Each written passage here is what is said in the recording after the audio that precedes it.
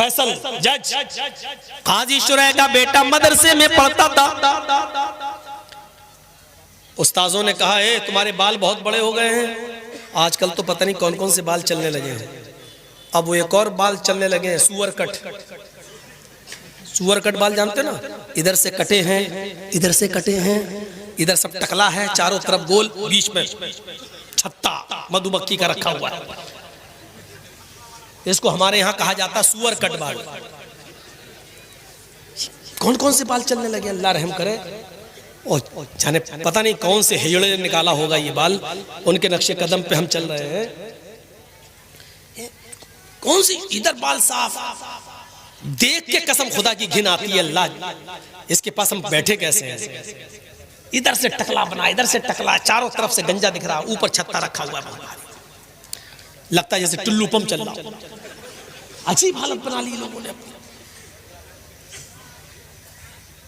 काजी शुरैह के बेटे के बाल बड़े हो गए तो मदरसे के उस्ताजों ने कहा कि तुम्हारे बाल बहुत बड़े हो गए, फुर्सत मिले कभी तो बाल कटवा लेना हज्जाम से।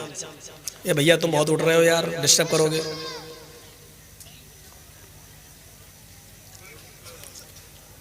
तो बेटे ने कहा ठीक है, काजी शुरैह का बेटा कहा ठीक है करवा। एक दिन उसको फुर्सत मिली तो निकल गया। उसने सोचा बाल कटवा के जल्दी आ जाता हूं, लेकिन हज्जाम ने उसको दुकान पे बिठा लिया, बेटे बैठ जाओ, एक आदमी के बाल काटने के बाद तुम्हारे बाल, तुम्हारा नंबर आ जाएगा। इत्तेफाक देखिए, जैसे वो आदमी उठा इनका नंबर आया, काजी शुरैह के बेटे का नंबर आया, वैसी अजान होने लगी मस्जिद। लेकिन उसने बाल काटना शुरू कर दिए थे। अच्छा उस जमाने में घड़ियां भी नहीं थी कि देख ले चाचा चल नमाज के बाद आऊंगा, अंदाजा ही नहीं हो पाया। बाल कटना शुरू, इधर अजान शुरू। जब तक बाल कटे तब तक जमात खत्म। काजी शुरैह का बेटा बाल बनवाने के बाद, हजामत करवाने के बाद जब मदरसे आता है, क्या देखता है कि जमात खत्म हो चुकी है। उसने वुजू बनाया और मस्जिद के अंदर अकेले नमाज पढ़ लिया। नमाज पढ़ा अकेले, सूरज भी गुरूब नहीं हुआ था, थोड़ी सी देर हुई थी बस, अकेले नमाज पढ़ लिया, लेकिन जमात छूट गई। मदरसे के असातिज़ा ने पूछा कि तुम कहां थे, उसने कहा बाल बनवाने में देर हो गई। मदरसे के असातिज़ा ने इसको उज़्र नहीं समझा, नहीं ये कोई उज़्र नहीं है, तो तुम्हें सजा क्या दी जाए। सजा के लिए तुम्हारे बाप को ही लेटर लिखता हूं, शहर के काजी है, सबसे बड़े जज है, देखे तुम्हारे बाप तुम्हारे बारे में क्या फैसला सुनाते हैं। और सुनो नौजवानों, और अगर उनके माँ बाप जिंदा हैं तो सुने। मुकदमा हजरत शुरैह की अदालत में आता है, काजी साहब आपके बेटे ने ऐसे वक्त में बाल कटवाए कि असर की अजान होने लगी। आपका बेटा जब बाल बनवाने के बाद मदरसे में आया तो जमात हो चुकी थी, उसने बाद में नमाज पढ़ ली। आप खुद फैसला कीजिए कि जमात छोड़ने की सजा उसको क्या दी जाए। काजी शुरैह ने उस लेटर के पीछे एक फैसला लिख दिया और अपने कासिद, अपने एलची के जरिए एक मोटा डंडा देकर भेजा। मोटा डंडा उस कासिद ने मदरसे के उस्ताद को दे दिया, जो हेड मास्टर था, जो प्रिंसिपल था उसका, उसको दे दिया, लीजिए। और लेटर में सजा लिखी हुई है। खत पढ़ता है मदरसे का प्रिंसिपल, तो उसमें लिखा हुआ है, आए प्रिंसिपल साहब, सदर मुदर्रिस साहब, अमीद मोहतरम, मेरे बेटे ने ऐसे वक्त में बाल कटवाए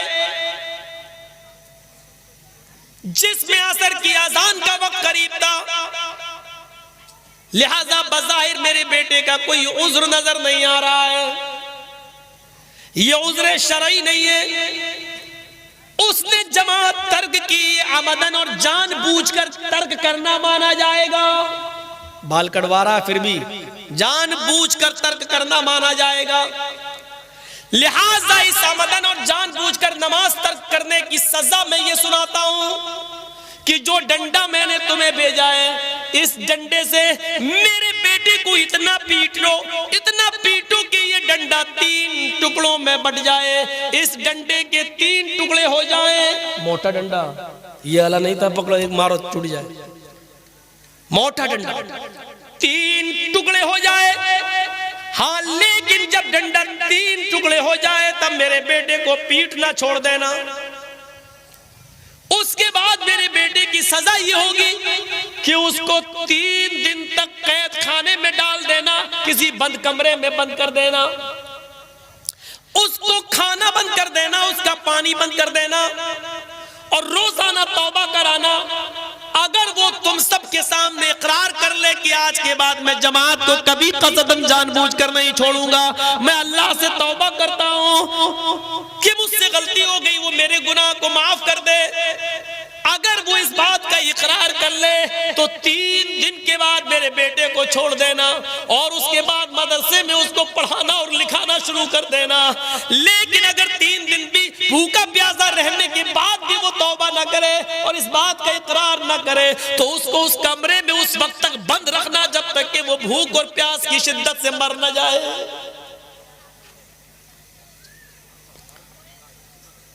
एक वक्त की नमाज, और नमाज नहीं छूटी थी, नमाज तो पढ़ लिया था, जमात छूटी थी। एक वक्त की, वो भी बाल बनवाने में। हम अपने गरीबानों में झांक कर देखें कि हमारी औलाद, ये कौन सी नमाज है। हम जिस दुकान पर बैठे हुए हैं, अजान हो रही है, बाप हाजी है, हज करके आया, बेटे बैठो दुकान पे, हम नमाज पढ़ के आ रहे हैं, पहले हम पढ़ा बाद में तुम चले। ये इस्लाम के अहकाम किराना मर्चेंट की दुकान नहीं है, जो तुम्हें पसंद आए वो करोगे और जो नहीं पसंद आए वो नहीं करोगे।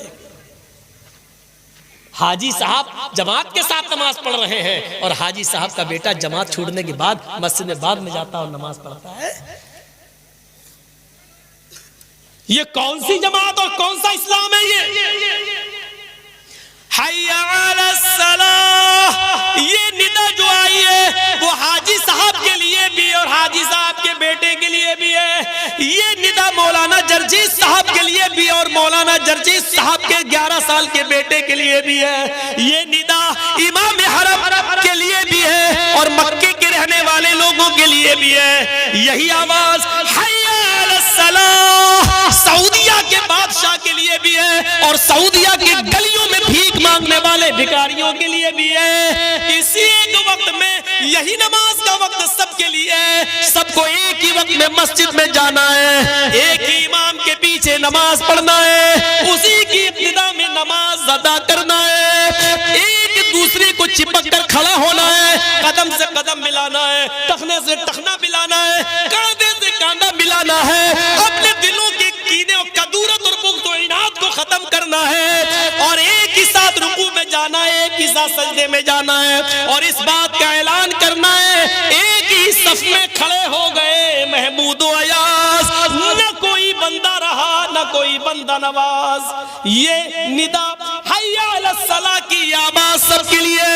अज़ान की आवाज आती है हय्या अलल फलाह, आओ कामयाबी के लिए। कामयाबी ये बाप के लिए भी है, बेटे के लिए भी है, हाजी साहब के लिए भी है, उसके बेटे के लिए भी है। आओ इसी वक्त में अपनी दुकान बंद करो। अजान की आवाज सुनने के बाद अगर तुमने दुकान बंद नहीं की और मस्जिद के अंदर नहीं आए तो जब तक जमात हो रही है, अजान हो जाने के बाद से, हय्या अलस सलाह सुनने के बाद से जमात होने तक जितनी तुम बिक्री कर रहे हो, जितना माल तुम बेच रहे हो, इसमें जो कमाई आ रही है वो हराम है और इस हराम कमाई को अगर तुमने माल हलाल में मिला दिया तो वो माल हलाल भी हराम हो जाएगा। एक बाल्टी पानी में पेशाब का एक कतरा डाल दो तो पूरी बाल्टी पानी नापाक, एक लोटे पानी में पेशाब की एक बूंद डाल दो तो पूरा लोटा पानी बेकार, एक गिलास पानी में, फिल्टर पानी में, पानी की 1 लीटर की मिनरल वाटर के बोतल के अंदर पेशाब की एक बूंद डाल दो तो पूरा फिल्टर और मिनरल वाटर बेकार। उसी तरीके से इतनी देर जो अजान से लेकर जमात तक जो तुमने कमाया है और मस्जिद में नहीं गए, ये हराम कमाई है और इस कमाई को अगर तुमने हलाल कमाई के अंदर मिला दिया तो तुम्हारी हलाल कमाई भी हराम, वो भी बेकार। आइंदा ही बुलाएंगे इस मौलवी को, ये तो सबकी खटिया खड़ी हो रही है।